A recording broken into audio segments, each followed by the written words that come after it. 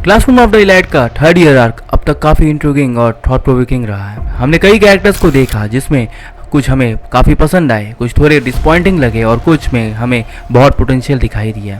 लेकिन अगर हम थोड़ा डीपर सोचें तो कुछ कैरेक्टर्स ऐसे थे जिनमें अगर थोड़ा और फोकस कर दिया जाता, उनका पोटेंशियल को पूरे तरीके से एक्सप्लोर कर दिया जाता तो शायद स्टोरी कुछ और लेवल पे होती।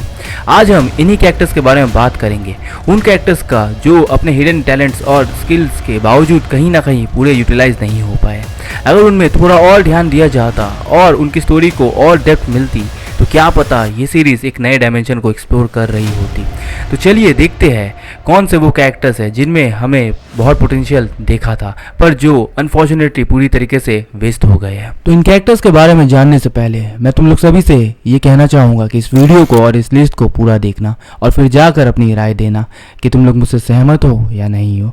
और अगर किसी को भी इस लिस्ट के कैरेक्टर्स पसंद नहीं आते तो कमेंट सेक्शन में फूल मत बरसाना। तो चलो शुरू करते हैं आज की वीडियो को।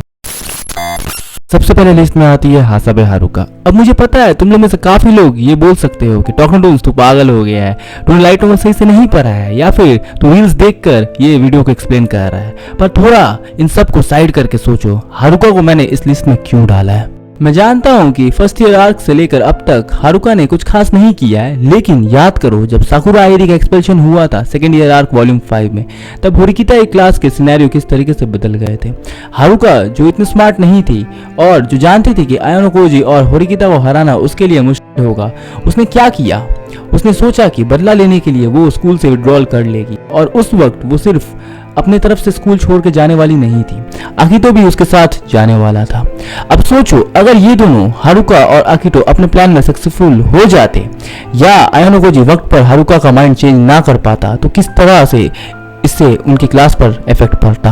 हम सब जानते हैं कि अगर कोई भी स्टूडेंट स्कूल छोड़ता है तो उससे उनकी क्लास पे बहुत बुरा इफेक्ट पड़ता है और ये हमने पहले भी देखा था जब आरिसु साकायानागी स्कूल से विड्रॉ हुई थी तो फॉर्मर ए क्लास जो अब सी क्लास बन चुका है उससे कितनी डिफिकल्ट सिचुएशन का सामना करना पड़ता था। तो सोचो अगर ये दोनों अपने प्लान को फॉलो करते और होरिकिता क्लास को कितना डैमेज होता और शायद वो लोग सेकेंड ईयर एंड होने तक ए क्लास बन भी नहीं पाते। तुम लोग यहाँ ये कह सकते हो कि आरिसु लीडर थी तो जाहिर सी बात है उनकी क्लास को डैमेज होगा, लेकिन मैं ओवरऑल सिचुएशन की बात कर रहा हूँ। मुझे पता है कि लीडर और नॉर्मल पर्सन में काफी फर्क होता है, लेकिन यहाँ सिचुएशन इस तरह की थी कि अगर हारुका और आकितो विड्रॉ कर लेते तो होरिकिता क्लास के ओवरऑल पॉइंट्स पे इफेक्ट पड़ता। भले ही वो कोप अप कर लेते लेकिन शायद वो आज इस पोजीशन में ना होते। तो शॉर्ट में बोलूं तो इससे हारुका की स्ट्रेटेजी समझ आती है। वो कहते हैं ना कि कभी कभी खुद को तकलीफ पहुंचानी पड़ती है दूसरों को हराने के लिए। हारुका ने भी कुछ ऐसा ही सोचा था। अब चलते हैं लिस्ट के दूसरे कैरेक्टर के पास जो है कांजाकी ryuji। अब देखो कांजाकी को इचिनोज़ु के साथ बहुत ही मिस्टीरियस वे में इंट्रोड्यूस किया गया था। इवन कांजाकी का डिज़ाइन भी इस तरीके से किया गया है जिससे एक मिस्टीरियस ऑरा हम फील कर सकते हैं। जब हम फर्स्ट ईयर आर्क के एंड में हाशिमोटो, रियोन और कांजाकी को एक साथ देखते हैं तो एक मोमेंट आता है जब हमें लगता है कि शायद अब कांजाकी को थोड़ा स्पॉटलाइट मिलेगा, लेकिन जैसे ही सेकेंड ईयर का एंड होता है कांजाकी का कैरेक्टर किसी मेजर चेंज को मिस करता है। उसके पोटेंशियल को देखते हुए ये लगा था कि वो थोड़ा ज्यादा इम्पैक्टफुल होगा, लेकिन जब तक सेकेंड ईयर आर्क कंप्लीट होता है वो अपने कैरेक्टर आर्क में कुछ खास अचीव नहीं कर पाता है। वो अपनी बातें करता है मगर ना तो वो अपनी पोजीशन में कोई सिग्निफिकेंट चेंज लाता है, ना ही वो अपने एलाइज को इफेक्टिवली लीड कर पाता है। वॉल्यूम 12 के बाद कांजाकी का कैरेक्टर ऑफिशियली मेरे लिए एक वेस्टेड कैरेक्टर बन गया है। पहले वो मेरे लिए एक बहुत ही इंट्रिगिंग कैरेक्टर था अपने यूनिक डिजाइन और व्यूज के साथ जो बाकी इचिनोज़ु की क्लास के स्टूडेंट से काफी अलग था। हमने उसे रेयरली एक्शन में देखा, लेकिन सेकेंड ईयर के अनहैबिटेड आइलैंड एग्जाम में उसने अपनी कैपेबिलिटी को दिखाया और कुछ वक्त के लिए टॉप 10 में भी आया। ये उसके पोटेंशियल को दिखाता है। उसका कैरेक्टर तब और ज्यादा शाइन करता है जब वो इचिनोज़ु के साइड बदलने का प्लान बनाता है और अपने क्लास को लीड करने के लिए एलाइज इकट्ठे करने लगता है। वो इचिनोज़ु क्लास को बैटलफील्ड पर वापस लाने की कोशिश कर रहा था और इससे लग रहा था कि वो नए डायरेक्शन में जा रहा है, लेकिन फिर ईयर 2 वॉल्यूम 12 ने सब कुछ खत्म कर दिया। उसने होरिकिता के सामने रोने और दया मांगने की जो सीन दिखाई वो उसकी सारी प्रायर एम्बिशंस को हिला देता है। कैसे वो रेवोल्यूशन की बात कर रहा था जब वो खुद कुछ करने की हिम्मत नहीं दिखा पाता। ये मोमेंट बहुत डिसअपॉइंटिंग था और उसका इंटायर परफॉर्मेंस जो पहले इतना प्रॉमिसिंग लग रहा था वो टोटली अंडरवेलमिंग हो गया था। लिस्ट की नेक्स्ट कैरेक्टर है क्यूरिन फूका। क्यूरिन को क्लासरूम ऑफ द एलाइट में सबसे ज्यादा हाइप सेटअप के साथ इंट्रोड्यूस किया गया था, लेकिन आखिरकार उसका पोटेंशियल उतना यूज नहीं हो पाया जितना होना चाहिए था। जब हम क्वीन की बात करते हैं तो उसके पास A+ रैंकिंग्स थी दोनों एकेडमिक्स और फिजिकल एबिलिटीज में, जो उसके टैलेंट्स और स्ट्रेंथ को क्लियरली दिखाता है। क्वीन का कैरेक्टर फिजिकली भी काफी स्ट्रॉन्ग था और इस बात का सबसे अच्छा प्रूफ हमें सेकेंड ईयर आर्क के वॉल्यूम 4 में मिलता है, जब उसने आयोनोकोजी की मदद की थी जब वो शिवा सेंसे और त्सुकिशिरो के अगेंस्ट 1v2 फाइट कर रहा था। ये मोमेंट जरूर इम्पैक्टफुल था, लेकिन इसके बाद क्वीन का कैरेक्टर सिर्फ बैकग्राउंड में चला गया और कभी भी स्टोरी के प्लॉट को डायरेक्टली इन्फ्लुएंस नहीं कर पाया। इसके अलावा क्वीन को नागुमो जैसे पावरफुल कैरेक्टर का अटेंशन भी मिला था और उसे कोइंजी के साथ पर्सनालिटी वाइज भी कंपेयर किया गया था। ये सब चीजें इस बात का सिग्नल थी कि क्वीन का कैरेक्टर बहुत बड़ा रोल प्ले कर सकता है, पर जब उसका कैरेक्टर डेवलपमेंट होता है तो वो अपने पोटेंशियल का पूरा इस्तेमाल नहीं कर पाती है। उसने अपनी लाइफ अपने तरीके से जीने का डिसीजन लिया, स्पेशल एग्जाम्स और क्लास की पॉलिटिक्स से दूर रहकर अपनी दुनिया में खुश थी। क्वीन का इंटरेक्शन कियोता का आयोनोकोजी के साथ भी काफी इंटरेस्टिंग था, लेकिन वो कभी भी उसके साथ किसी स्ट्रेटेजिक या इमोशनल ग्रोथ में इन्वॉल्व नहीं होती। अगर क्वीन अपने एबिलिटीज को मेजर मोमेंट में यूज करती या आयोनोकोजी के साथ मिलकर कुछ बड़ा करती तो वो डेफिनेटली एक की प्लेयर बन सकती थी, लेकिन अनफॉर्चुनेटली वो एक पैसिव ऑब्जर्वर बन गई जो अपनी जिंदगी का मजा ले रही थी बिना किसी सिग्निफिकेंट इम्पैक्ट के। अब अगली कैरेक्टर है चियाकी मात्सुशिता।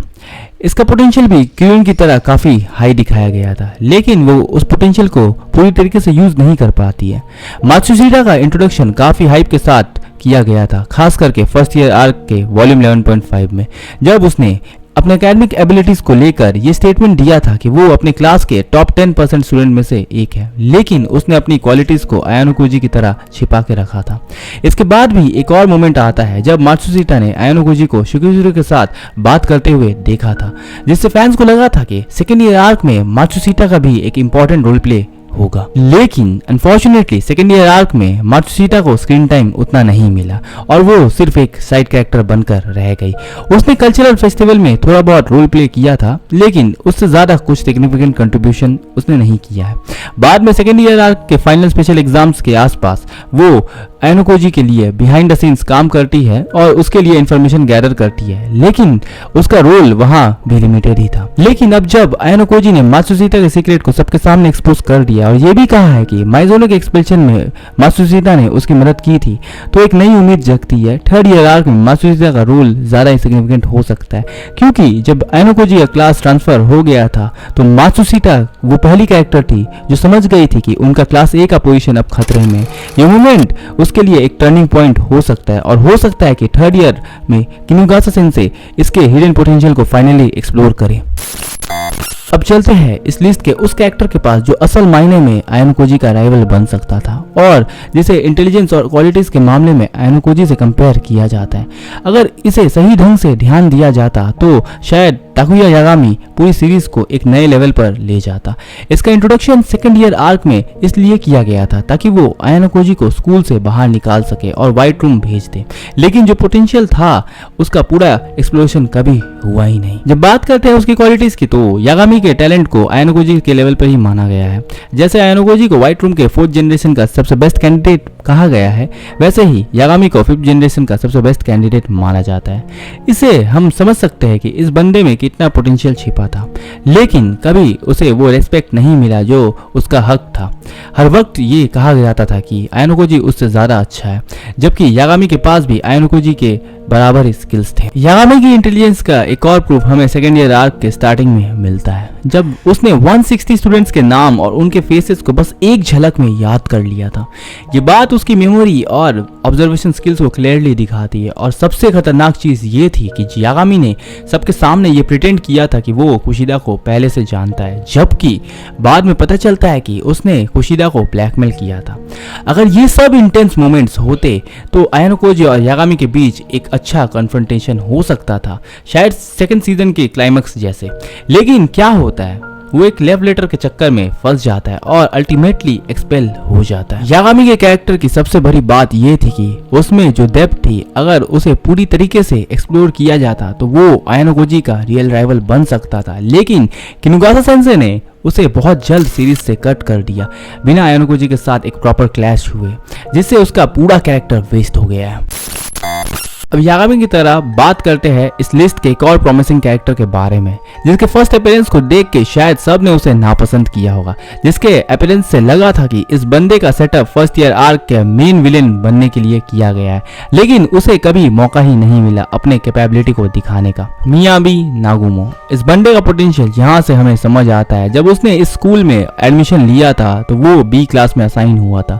उस वक्त उसकी रैंक और स्टैंडिंग शायद काफी लो थी, लेकिन उसने अपनी हार्ड वर्क और डेडिकेशन से अपने क्लास को ए क्लास में कन्वर्ट किया और ए क्लास से ही ग्रेजुएशन किया। यह क्लियर इंडिकेशन था कि इस बंदे में कुछ खास है जो दूसरे स्टूडेंट्स के लिए इंस्पिरेशनल हो सकता था। हाँ, ये बात अलग है कि इसके तौर तरीके काफी अलग थे, लेकिन इस बंदे में पोटेंशियल बहुत ज़्यादा था और इसका प्रूफ हमें सेकेंड ईयर आर्क के आइलैंड एग्जाम में पता चलता है, जब नागुमो का ग्रुप फर्स्ट प्लेस पर लीड कर रहा था। ये मोमेंट उसके स्ट्रेटेजिक ब्रिलियंस को हाईलाइट करता है, लेकिन उसका पोटेंशियल ये नहीं था कि बस एग्जाम जीत सके। वो थर्ड ईयर स्टूडेंट्स को अकेला कंट्रोल कर रहा था। चारों सेक्शंस के स्टूडेंट्स को अकेला कंट्रोल करना ये कोई छोटी बात नहीं थी। इससे नागुमो के पोटेंशियल को समझना काफी आसान हो जाता है। लेकिन नागुमो का विलेन आर्क कैसे आयानोकोजी के सामने खड़ा होता है, ये स्टोरी का एक मिस्ड अपॉर्चुनिटी था। जब आयानोकोजी ने नागुमो को थ्रेट दिया था, नागुमो ने भी अपनी लीडरशिप क्वालिटीज का यूज करके आयानोकोजी के एक्शंस पर नजर रखने के लिए थर्ड ईयर के स्टूडेंट्स को लगा दिया था। ये इमोशनल बिल्डअप दिखाता है कि दोनों कैरेक्टर के बीच एक कॉन्फ्लिक्ट डेवलपिंग हो रहा था जो ज्यादा इंटेंस हो सकता था और एक ऐसे मोड़ पर चला जाता जहां वायलेंस के बिना इन दोनों के कॉन्फ्लिक्ट को सॉल्व करना लगभग नामुमकिन हो जाता। और मैंने पर्सनली सोचा था कि नागुमो और आयानोकोजी का फाइट जुएन और आयानोकोजी से ज्यादा बेहतर होता, लेकिन हमें ऐसा कुछ देखने को नहीं मिला। हाँ, भले ही दोनों में कंपटीशन हुआ, लेकिन उस तरीके का नहीं जैसा फैंस चाहते थे। नागुमो के कैरेक्टर के ग्रोथ को, उसकी कैपेबिलिटीज को और उसके पोटेंशियल को हमने पूरी तरीके से एक्सप्लोर नहीं कर पाया और जिससे उसका कैरेक्टर पूरा वेस्ट हो गया। उसका ग्रेजुएशन एक ऐसे बिटर स्वीट एंडिंग की तरफ ले जाता है जहां वो अपने पोटेंशियल को देखते हुए सोचता है कि अगर थोड़ा और वक्त मिलता तो वो शायद आयानोकोजी से जीत सकता था। अब बात करते हैं इस लिस्ट की आखिरी कैरेक्टर के बारे में और वो है ओनामी इचिनोजे। मैं जानता हूँ कि तुम लोग में से आज काफी लोग ये सोच रहे होंगे कि टोकनोटून्स आज सच में पगला गया है। इचिनोजे तो सिर्फ फैन सर्विस के लिए है, लेकिन मैं कहना चाहता हूँ अगर तुम लोग सच में इसके पोटेंशियल को समझना चाहते हो तो मेरी इस वीडियो को जाकर देखो जहाँ मैंने इसके बारे में पूरे डिटेल में एक्सप्लेन किया है। और अगर फिर भी तुम लोग को मेरे बात का यकीन ना हो तो ये सुनो। Second year arc volume 12.5 promise night के दिन जब आयानोकोजी इचिनोजे से मिलने जाता है उसके रूम में और वो फंस जाता है, तब वहाँ वो खुद एडमिट करता है कि अगर इचिनोजे अपनी नादानियाँ को सुधार लेगी तो आने वाले थर्ड ईयर आर्क में वो अलग तरीके का तूफान लाने वाली है और यूएन और होरिकिता को पोटेंशियल के मामले में सरपास कर जाएगी। और तुम लोग ने थर्ड ईयर वॉल्यूम 1 में ऑलरेडी देख लिया होगा कि इचिनोजे कितनी बदल गई है। तो अगर फिर भी तुम लोग कंफ्यूज हो तो एक बार जाके वो वीडियो देखो और डिटेल में जानो कि इचिनोजे का कैरेक्टर कैसे इवॉल्व हो रहा है। और मैं तुम लोग से मिलता हूँ उसी वीडियो में, तब तक के लिए राधे राधे।